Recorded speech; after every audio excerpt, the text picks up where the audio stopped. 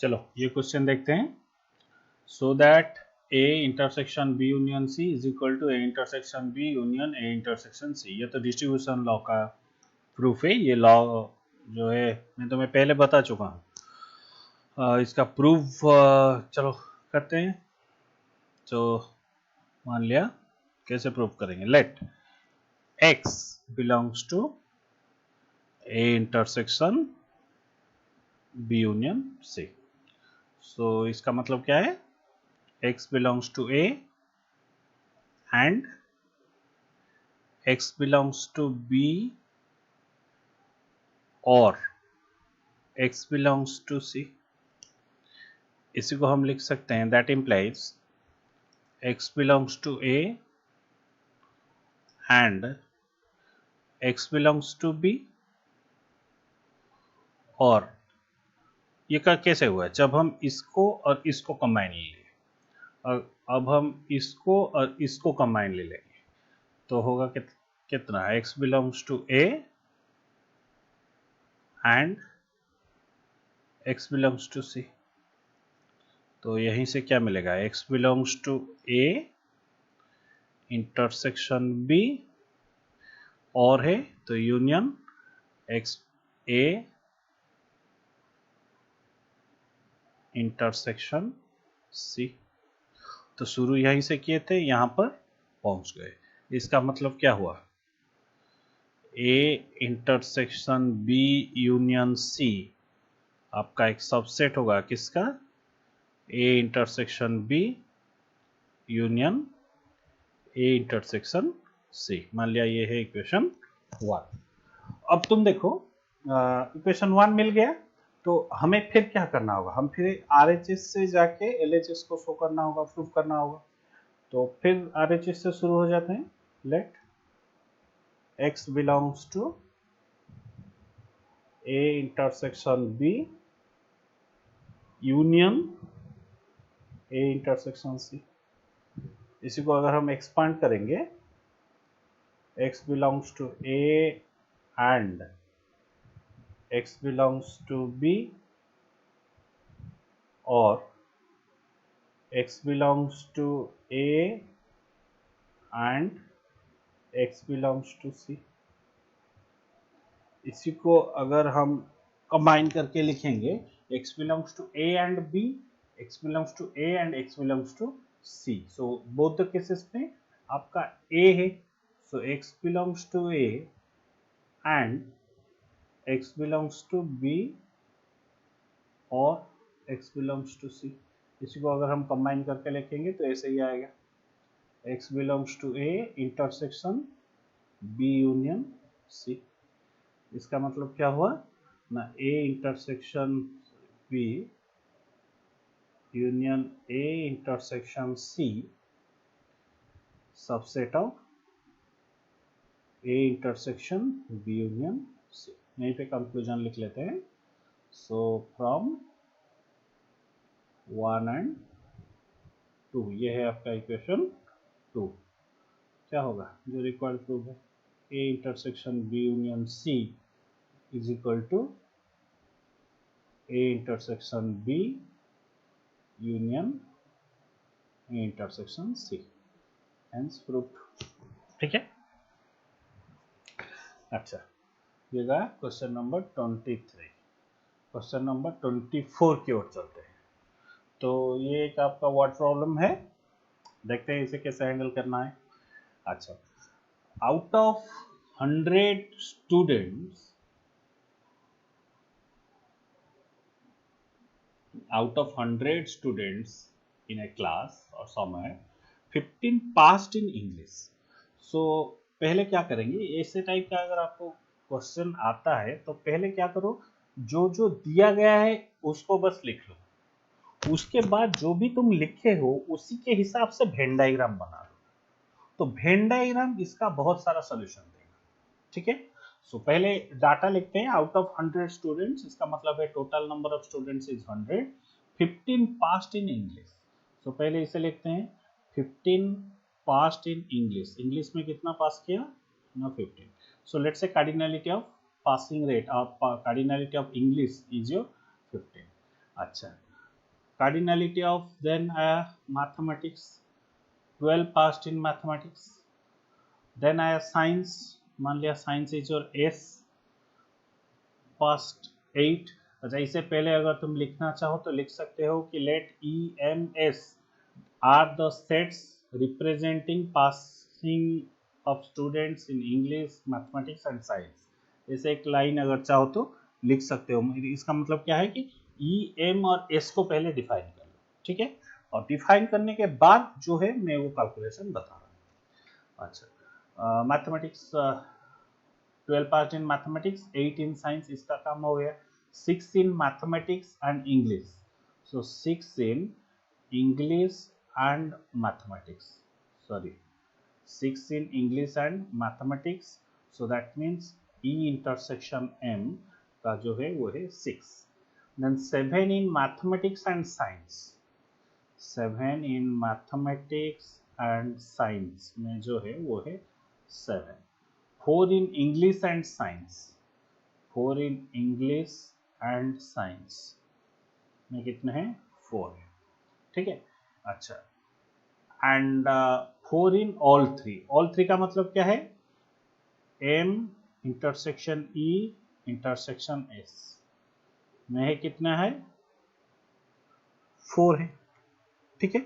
अच्छा, तो जो भी पूछा गया फाइंड हाउ मेनी उसको छोड़ो, पहले क्या करो ना, तुम एक वेन डायग्राम बना लो. यहीं पे बना लेते हैं वेन डायग्राम, क्योंकि वेन डायग्राम इसी टाइप का क्वेश्चन में बहुत ही इंपॉर्टेंट है. तीनों सेट से, तो E मान लिया ये है आपका मैथमेटिक्स, ये है आपका साइंस, सो ये है इंग्लिश, ये है मैथमेटिक्स, ये है साइंस. अच्छा, इसको क्या करो कि बहुत सारे कुछ दिया है और बहुत सारा कुछ पूछा गया है, तो इसका दो तरीका है सॉल्व करने के लिए. पहला तरीका, मैं दोनों को मिक्स करके समझाऊंगा. पहला तरीका क्या है, ये जो आपका रीजियंस है, समझाने के लिए ये जो रीजियंस को पहले डिफाइन कर लेते हैं. ये मान लिया है ए रीजन, ये है बी, ये है सी आपका, ये है डी, ये मतलब ये ओनली दिस रीजन, ये है ई, एफ, ये है जी. इसको डिफाइन करने से क्या होगा ना, आपको एनालिसिस करने में थोड़ी आसानी होगी. अच्छा, तो एक तरीका क्या है, आप देखो, एन कार्डिनलिटी ऑफ ई.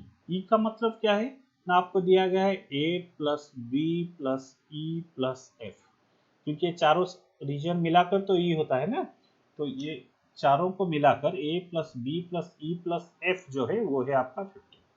वैसे एम अगर कोई पूछे तो वो क्या होगा ना, बी प्लस ई प्लस डी प्लस सी. ऐसे कोई एस अगर आपको पूछे तो ये क्या होगा, ये चारों का होगा, तो ये चारों का मतलब एफ प्लस ई प्लस डी प्लस जी. ऐसे करके आप अगर कोई इंटरसेक्शन ई intersection m, e intersection m का मतलब बी प्लस सी, ठीक है. अच्छा, एक तरीका आपका ऐसा होगा कि आप क्या करो ना, ये सारे जितने भी इक्वेशंस आए, ये सारे इक्वेशंस को मैनिपुलेट करके जो यहाँ पर 7 वेरिएबल है, that means A B C D E F G को निकाल लो. निकाल सकते हो. अगर निकाल लिया एक बार इसको मैनिपुलेट बस करके, तो उसके बाद जो भी दिया गया है वो आसान हो जाएगा. वरना दूसरा हम क्या करेंगे, दूसरे वाला हम करते हैं, ठीक है, जो कि आपका क्या है, मेथड वाइज.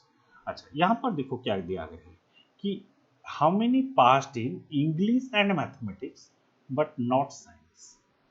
इसको अगर तुम वेन डायग्राम नहीं बनाओगे तो बता नहीं पाओगे कि क्या. English and mathematics, that means English and mathematics but not science. तो अगर तुम ये रीजन देखते हो तो इंग्लिश और मैथमेटिक्स एंड नॉट साइंस का रीजन कौन सा होगा, इंग्लिश होगा आपका, मैथमेटिक्स होगा, दोनों में होगा, बट साइंस में नहीं होगा. English and mathematics but not science. तो यहाँ पर देखो, ये अगर हम ए को कंसीडर करते हैं, मान लिया मैं ए को कंसीडर किया, तो ए तो सिर्फ इंग्लिश है. मान लिया मैंने सी को कंसीडर किया, तो वो तो मैथमेटिक्स है, तो इंग्लिश यहाँ पे नहीं है. बट ये जो कॉमन पोर्शन है बी और ई, ये दोनों को अगर मैंने कंसीडर किया, तो बी जो है वो इंग्लिश मैथमेटिक्स दोनों का है, और ई जो है वो इंग्लिश मैथमेटिक्स साइंस तीनों का है, ठीक है. तो इसमें हमें क्या पूछा गया है, इसका मतलब कि हमें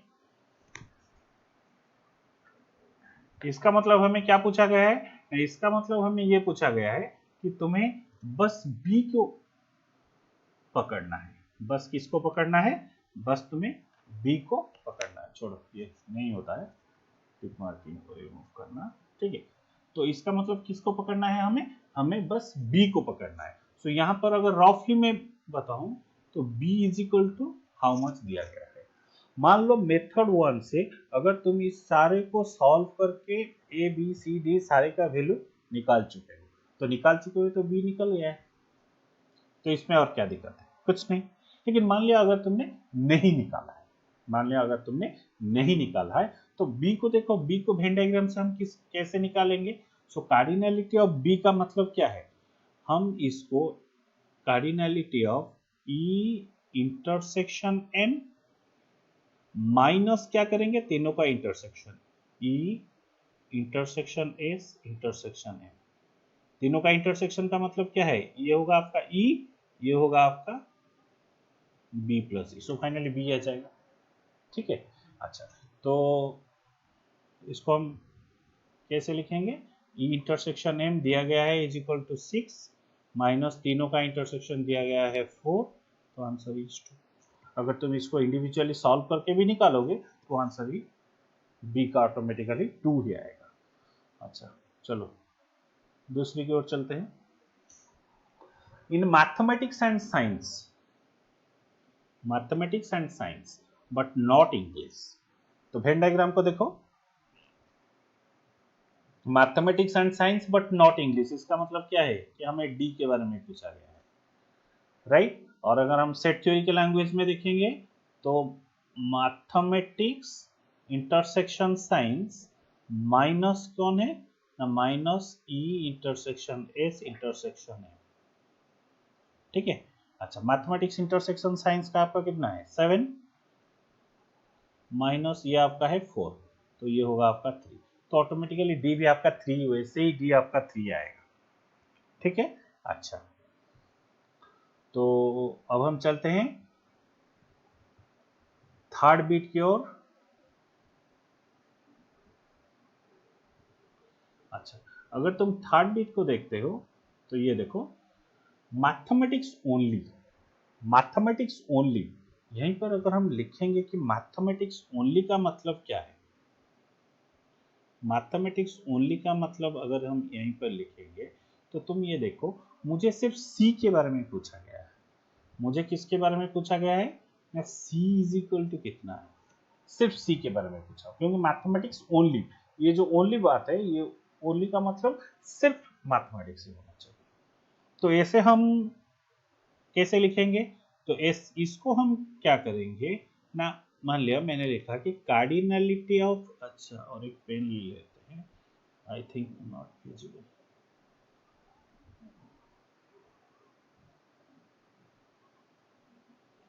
तो यहां पर हम इसको कैसे लिखेंगे ना, कार्डिनलिटी ऑफ एम, मान लिया मैंने ये लिख लिया कार्डिनलिटी ऑफ एम, इसका मतलब क्या है, इसके अंदर सब चले आएंगे, सी आएगा, बी आएगा, ई आएगा, डी आएगा, सब चले आएंगे। तो हमें बी डी और ए ई को एक एक बार निकालना होगा। तो इसको हम कैसे निकालेंगे, तो इसको हम ऐसे निकालेंगे कि माइनस, पहले क्या करते हैं, निकाल लेते हैं ई इंटरसेक्शन एम, पहले हम ई इंटरसेक्शन एम को, इसका मतलब क्या है कि बी निकल गया और ई निकल गया, बट डी रह गया। डी के बारे में तो मान लिया हमको पहले से कुछ पता नहीं, अगर तुमने सेकंड बीट नहीं किए हो तो डी के बारे में तुम्हें कैसे पता है, पता नहीं। तो हमने क्या किया, माइनस एम इंटरसेक्शन एस को निकाल लिया। तो अब क्या हुआ, बी एक बार, ई एक बार, डी एक बार और फिर ई एक बार, इसका मतलब है ई दोबारा निकल गया, मतलब लेकिन इसको कितनी बार निकलना चाहिए, एक बार निकलना चाहिए। तो दोबारा निकल गया मतलब हम और एक बार जोड़ लेंगे। तो हम और एक बार कैसे जोड़ेंगे, कार्डिनलिटी ऑफ ये ई क्या है, E intersection M intersection S, इसको हम जोड़ लेंगे और एक बार, ठीक है। तो बस यही है आपका सी।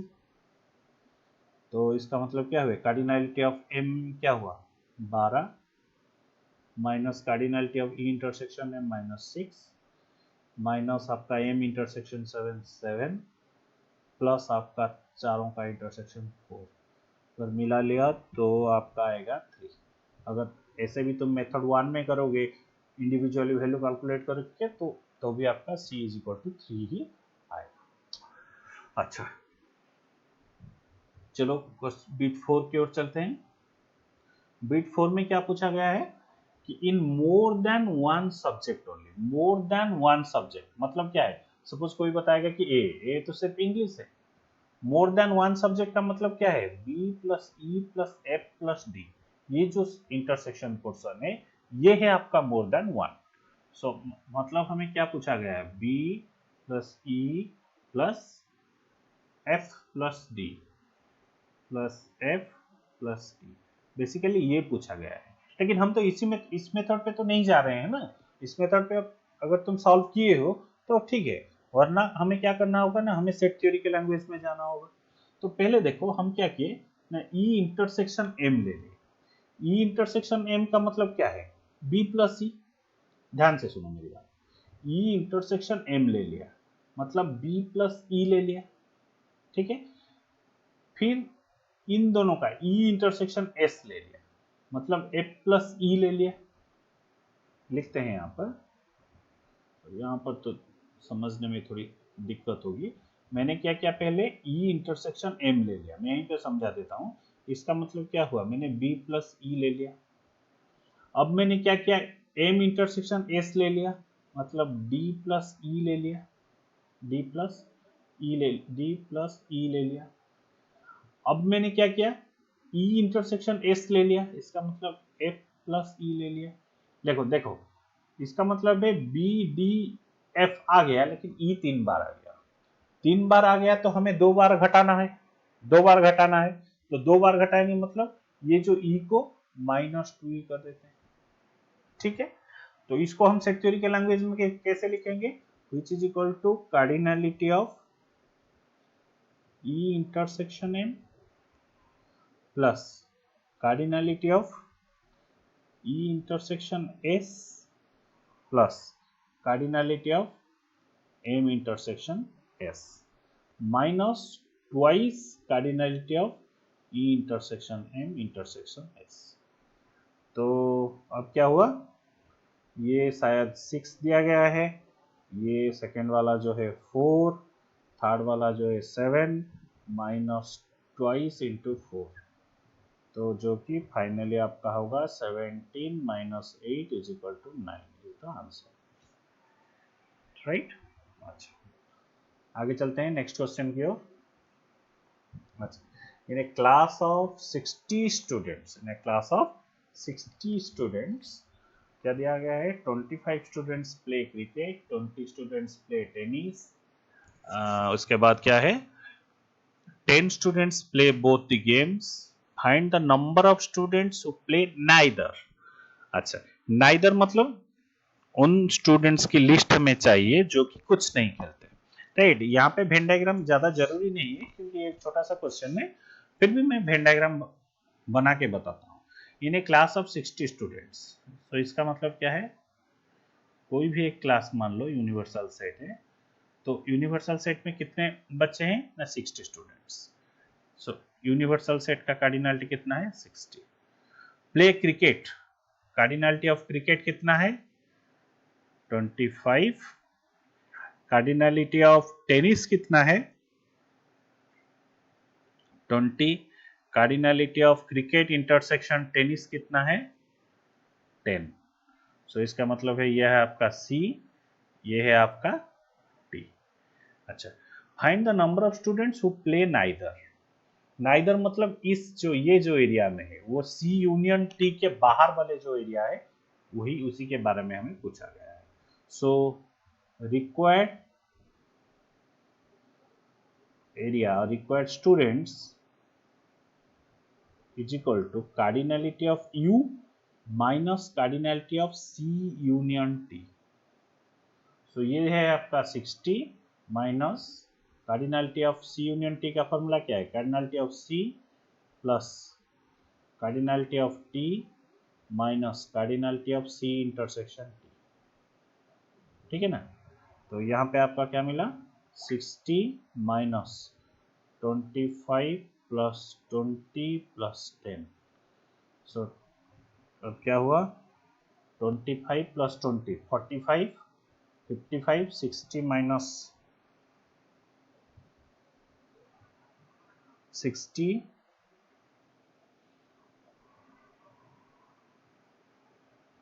25 प्लस 20 45 सॉरी माइनस है ना माइनस 10 25 प्लस 20 45 माइनस 10 35 तो फाइनली हुआ आंसर आपका 25। This is the required answer. ये इजी टाइप का क्वेश्चन था, ठीक है। चलो ये क्वेश्चन देखते हैं। In a survey of 200 students in a school it was found that 120 study mathematics. ये पहला क्वेश्चन की टाइप का है, बट इतना ज़्यादा डाटा हमें नहीं पूछा गया है। It was found that 120 study mathematics. So cardinality of mathematics कितना हुआ आपका 120। इसके बारे में हम बाद में आते हैं। 90 स्टडी फिजिक्स, तो ये है आपका 90। 70 स्टडी केमिस्ट्री, ये है आपका 70। 40 study mathematics and physics, mathematics physics है आपका 40। 30 study physics and chemistry, physics and chemistry 30। 50 study chemistry and mathematics, chemistry and mathematics 50। 20 none of this subjects. इसका मतलब क्या है, जो आपका यूनिवर्सल सेट है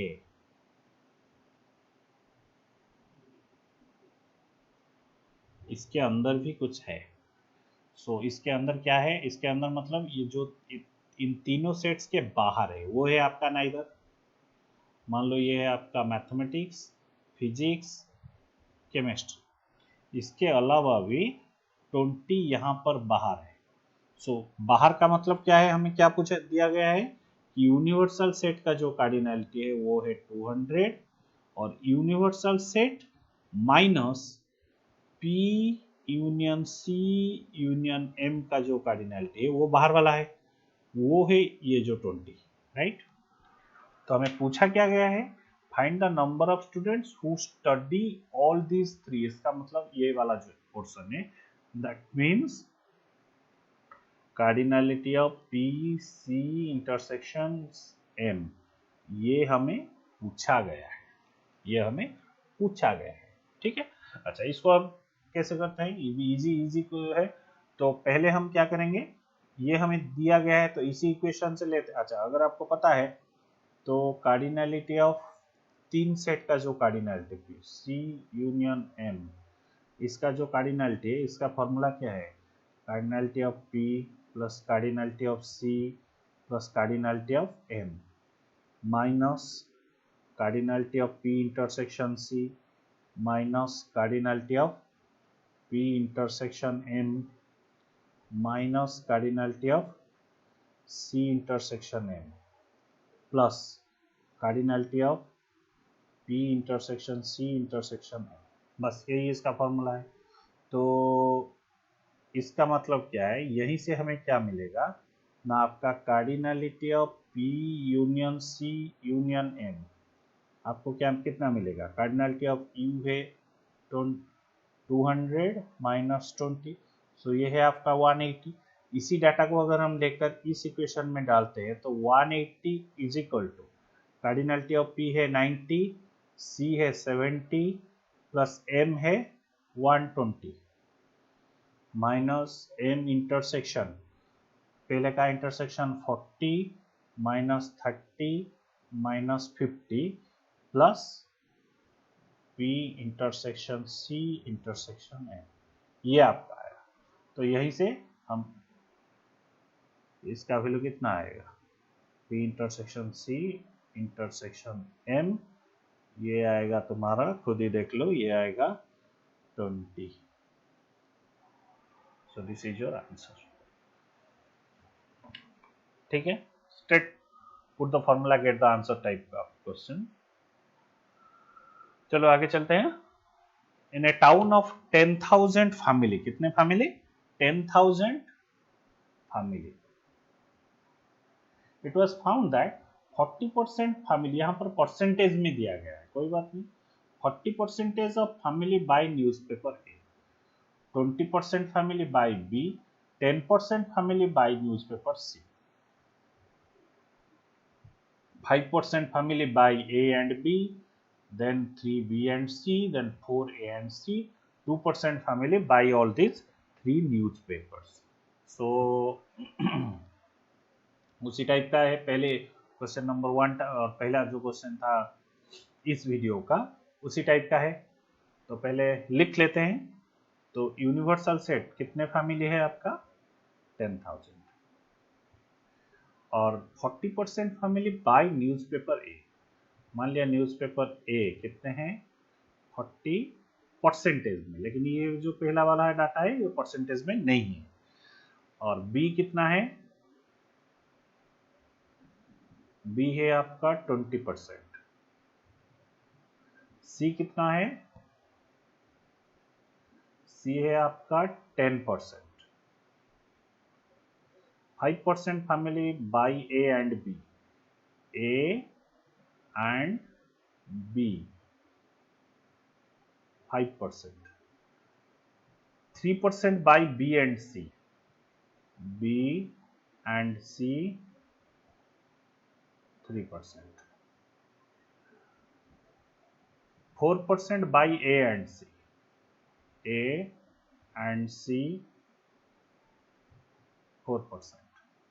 2% family by all these 3 newspaper, A intersection B intersection C is equal to आपका कितना? 2%। बस इतना ही डाटा दिया गया है।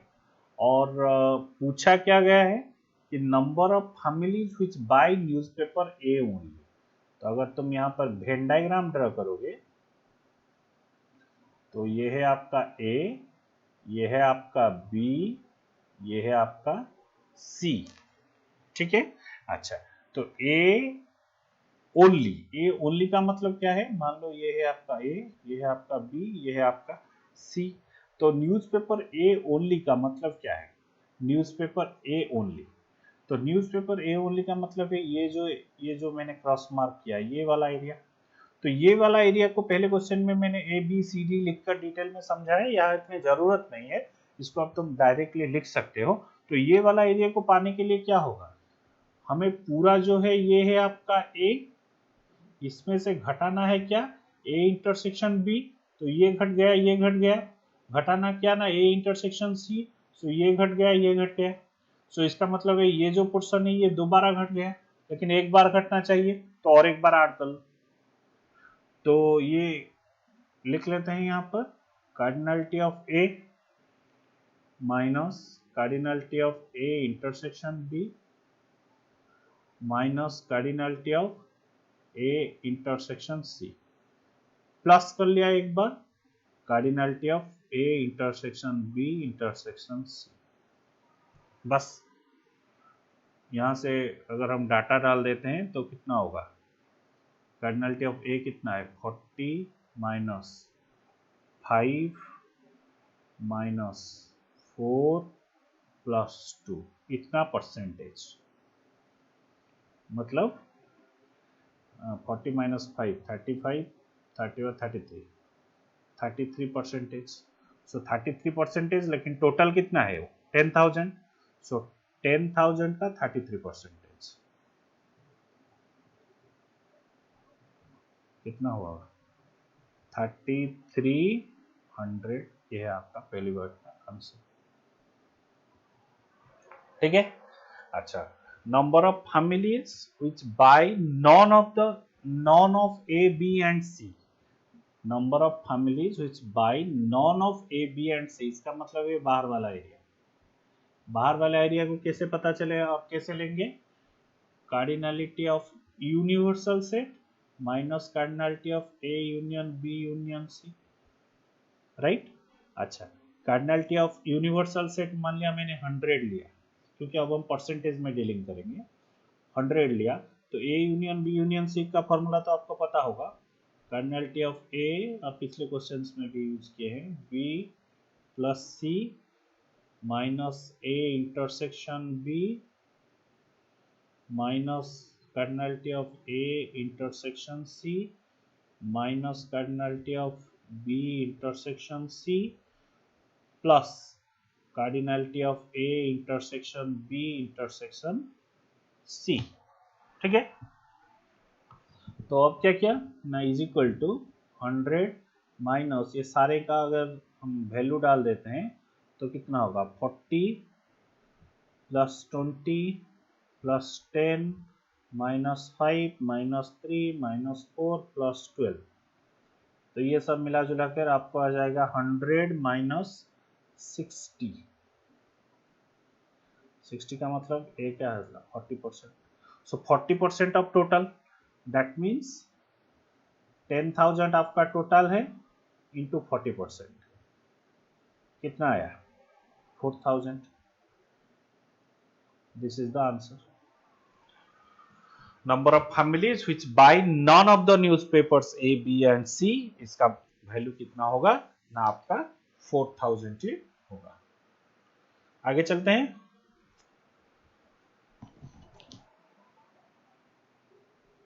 अच्छा, ये क्वेश्चन जो है almost similar to that of first question. In a group of 50 students, तो टोटल स्टूडेंट कितना है 50। अब तो आपको पता चल गया होगा कि यूनिवर्सल सीट का कार्डिनलिटी दे दिया है 50। Number of students studying French English and Sanskrit, French कितना 17, English 13, Sanskrit 15, French and English 9, French and Sanskrit 4, French and Sanskrit 5, sorry English and Sanskrit है, फ्रेंच एंड संस्कृत आपका, इंग्लिश फ्रेंच एंड संस्कृत तीनों का है 3। So find the number of students who study French only, ये आप कर सकते हो आई थिंक, फिर भी मैं कर लेता हूँ एक बार, क्योंकि ये क्वेश्चन और पहली वाला क्वेश्चन में कोई डिफरेंस कुछ नहीं है। ठीक है, हाँ ठीक है, तो एक बार वेन डायग्राम ड्रॉ कर लेते हैं। तो वेन डायग्राम से ये ये 3 है, फ्रेंच इंग्लिश संस्कृत। सो कितना है, कार्डिनलिटी ऑफ फ्रेंच कितना दिया गया है आपको 17, cardinality of English 13, cardinality of Sanskrit 15, French and English मतलब फ्रेंच इंटरसेक्शन इंग्लिश है आपका 9, cardinality of English intersection Sanskrit है कितना ना 4, cardinality of French intersection Sanskrit 5, और तीनों का इंग्लिश फ्रेंच संस्कृत, ये तीनों का है आपका 3। Find French only, French only का मतलब क्या है, फ्रेंच ओनली का मतलब ये वाला जो रीजन है, अगर आप मेरे माउस का कर्सर देख सकते हो कि ये वाला रीजन है, तो इसको फ्रेंच ओनली के लिए हमें क्या करना होगा, number of cardinals of French, ठीक है, number of cardinality of French minus किसको माइनस करते हैं, एफ, और ई को माइनस करते हैं, एफ इंटरसेक्शन ई को माइनस करते हैं, तो कौन कौन घट गया, ये वाला घट गया, ये वाला घट गया, ठीक है, माइनस फिर क्या किया, एफ इंटरसेक्शन एस, इसका मतलब ये घट गया, ये दोबारा घट गया, तो और एक बार ऐड कर लो, F intersection S intersection E, ठीक है, तो यहीं से आपको क्या मिलेगा, French 17 minus F intersection E, F intersection E का मतलब क्या है 9 minus intersection S 4 plus all,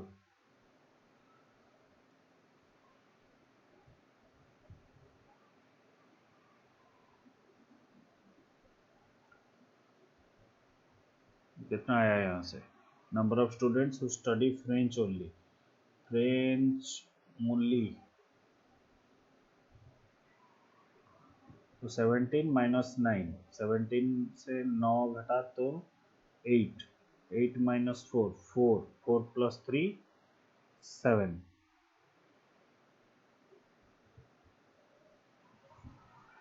अच्छा, उसी हिसाब से आई थिंक मेरी जरूरत नहीं है, तुम आगे कर सकते हो। French Sanskrit but not English, ये तो गया मेरा पहला तरीका। और तुम अगर चाहो तो ऐसे भी लिख सकते हो, ABCDEFG, ऐसे करके भी लिख सकते हो। और इंडिविजुअली सॉल्व कर लो। इंडिविजुअली अगर सॉल्व कर लिया तो क्या होगा आपका, जो भी दिया गया है, मैं बस क्या क्या पूछा गया है इसका मैथमेटिकल एक्सप्रेशन लिख लेता हूँ। तुम इसको वैल्यू डालकर चेक कर लेना एक बार। अच्छा, बीट 2 में क्या दिया गया है कि इंग्लिश ओनली। इंग्लिश ओनली का मतलब मुझे बी के बारे में पूछा गया है, तो बी के बारे में। तो ऐसे इसको कैसे निकालेंगे, ई का full cardinality minus E intersection F, E intersection F minus E intersection G, intersection G. और उसके बाद क्या करेंगे, ये तो दोबारा घट गया, तो माइनस ये, लेकिन कितने बार घटना चाहिए, एक बार घटना चाहिए, तो प्लस क्या किया, एफ इंटरसेक्शन एस इंटरसेक्शन, इसको डाल दिया। वैल्यू बस सारे डाटा लिखा है, वैल्यू पुट करके चेक कर लेना। तो थर्ड बिट देखते हैं, संस्कृत ओनली। संस्कृत ओनली का मतलब क्या है, इसको तुम खुद कर सकते हो। तो मतलब मुझे क्या पूछा गया है ना, जी के बारे में पूछा गया है, इसको मैं नहीं करूंगा, तुम खुद कर लेना। English Sanskrit but not French, English Sanskrit but not French, मतलब B plus English Sanskrit but not French, English and Sanskrit. इसका मतलब क्या है कि आपको डी के बारे में पूछा गया है। डी के बारे में हम डी को कैसे लाएंगे, the cardinality of E intersection S minus इसे क्या करेंगे, cardinality of F intersection S intersection ई। तो ई इंटरसेक्शन एस का वैल्यू कितना है, 4 माइनस 3, ये आपका आएगा 1, 4 माइनस 3 ये आपका आएगा 1। अच्छा,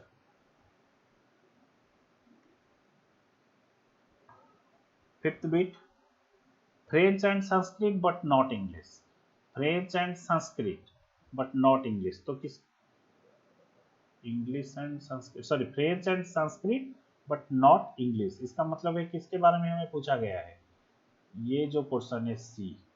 अब हमें सी के बारे में पूछा गया है। सी को हम कैसे निकालेंगे, cardinality of F intersection E minus कर देंगे कितना, cardinality of F intersection S intersection ई को। तो एफ इंटरसेक्शन ई आपका कितना है, एफ इंटरसेक्शन ई कितना दिया गया है, 9 माइनस कॉमन है 3, तो ये होगा 6।